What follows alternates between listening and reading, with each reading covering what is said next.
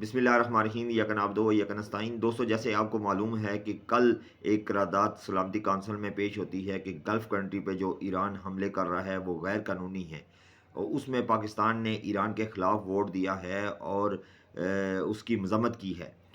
लेकिन आप अंदाज़ा लगाएं कि वही पाकिस्तान में जब कौमी असम्बली में इसराइल के ख़िलाफ़ तहरीक इंसाफ करारदाद पेश करती है कि उसकी मज़म्मत की जाए, तो यहाँ से ये असम्बली से वॉकआउट कर जाते हैं, भाग जाते हैं, असम्बली का हाल से निकल जाते हैं।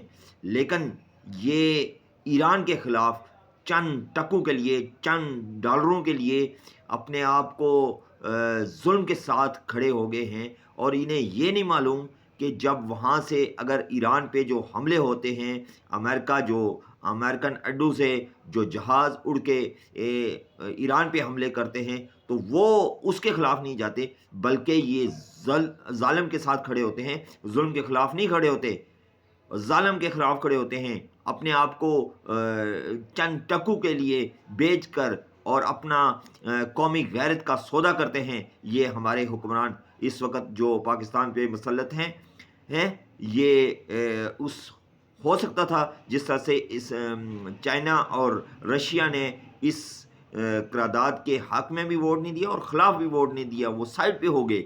लेकिन इस तरह पाकिस्तान कर सकता था, क्योंकि पाकिस्तान के लिए ईरान भी इतना ब्रादर इस्लामी मुल्क है और बाकी गल्फ़ कंट्रीज़ भी हमारे ब्रादर इस्लामी ममालिक हैं। लेकिन हम उनके जो जुल्म कर रहे हैं, जो वहाँ से हमले करवा रहे हैं, कभी भी ज़ालिम के साथ हम खड़े नहीं हो सकते, और ना ही पाकिस्तान को खड़ा होना चाहिए था। और इन्होंने एक दफ़ा फिर पाकिस्तान की गैरत और पाकिस्तान की इज़्ज़त का सौदा किया है इन हुक्मरानों ने। और ये जाली हुक्मरान पाकिस्तान पर इस वक्त पाकिस्तानी अवाम पर अज़ाब बने हुए हैं। और ये क्योंकि पाकिस्तान की जो अवाम हैं उनके मुंतखब करदा नहीं है, बल्कि ये उन्हीं की वजह से, अमेरिकन लॉबी की वजह से ये हमारे मुल्क पे मुसल्लत हुए हैं। और ये पाकिस्तान की कभी भी पाकिस्तान के हक़ में बात नहीं करेंगे, बल्कि अपने मफादात में और आलमी ताकतों के मफाद में बात करेंगे। शुक्रिया।